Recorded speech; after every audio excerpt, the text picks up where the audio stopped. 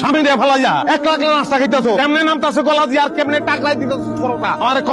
আপনি খাইছেন কিনা এটা দিয়ে আমার কোনো কাম নেই। আমি অনেক কষ্ট করে রাঁধছি, নিজেই খাইতেছি। তুমি খাইছো কি খাইছো না এটা দিয়ে আমার কোনো দরকারই নেই। আমারে দিয়ে তোর যে কোনো দরকার নেই, এটা আমি ভালো করে জানি। কিন্তু আমার তো খাওয়ান লাগবো, খিদা তো লাগছে আমার।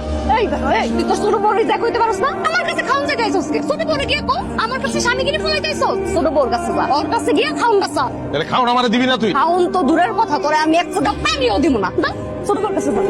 আল্লাহ কোনে রায় মরে জানি, কোনে রায় জানি।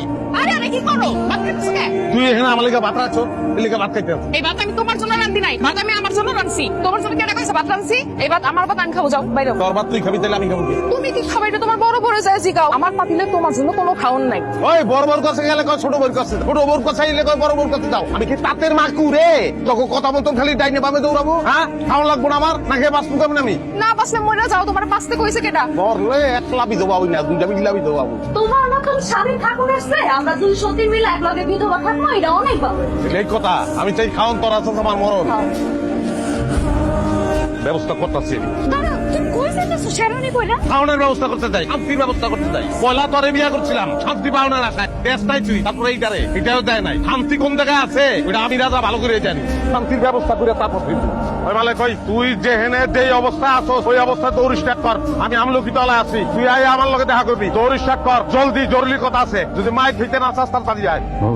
ঘরে তো খাওন নাই, তুই সব খাওয়ানো আমারে দিয়ে দিতেছ, তুই খাইতে পারো? স্বামী না খাইলে কি স্ত্রী খাইতে পারে? আপনি খাইলে আমার খাওয়া হয়ে যাবে। মানুষ অসুস্থ মানুষ, কামের রোজগার করে তোমারে খাওয়াইতে পারি না, অথচ তুমি মায়া মানুষ হইয়া আমার খাওয়াইতেছো, এত কষ্ট কেন করতেছো? আপনি কামাই না করলেও সমস্যা নাই, সারা জীবন আপনার আমি কামাই করে খাওয়াম। কথা কইেন না তো, এই নেন খান।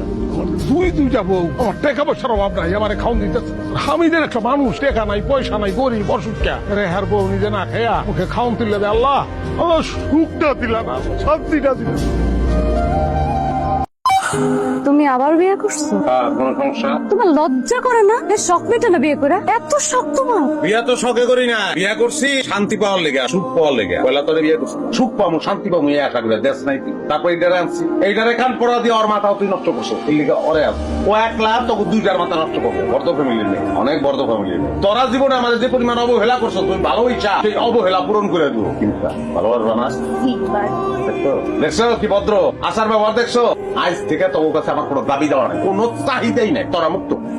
আর আমি পেয়ে গেছি আমার মুক্তা, আমি আমার মুক্তারে নিয়ে থাকবো। তো আমার ভালো পারবো, সেটাই আমার জন্য যথেষ্ট। চলো ঘরে চলো। আপনাদের একটু সালাম করি। দেখ দেখ দেখ দেখ দেখ দেখ ভদ্রতা শিখ।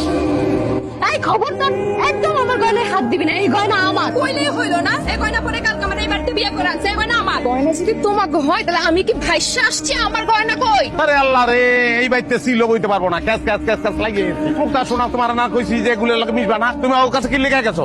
আপনি আমার কালকে কতগুলো গয়না দিচ্ছেন না, সেই গয়নাগুলো আপনার বড় বউ নিয়ে গেছে। আমার গয়না ফেরত দিন। ওই তুমি কি চোর? ওর গয়না নিচ্ছ কি লিগা? ফেরত দাও। কি কইলেন আপনি? এই গয়না আমার, আমি আমার গয়না দিব না। এই গয়না আমার বিয়ের আগে বানানো হয়েছিল। আপনার যদি এত বিয়ে করার ইচ্ছা, আপনি বিয়ে করার আগে আপনি গয়না বানাই নিতেন।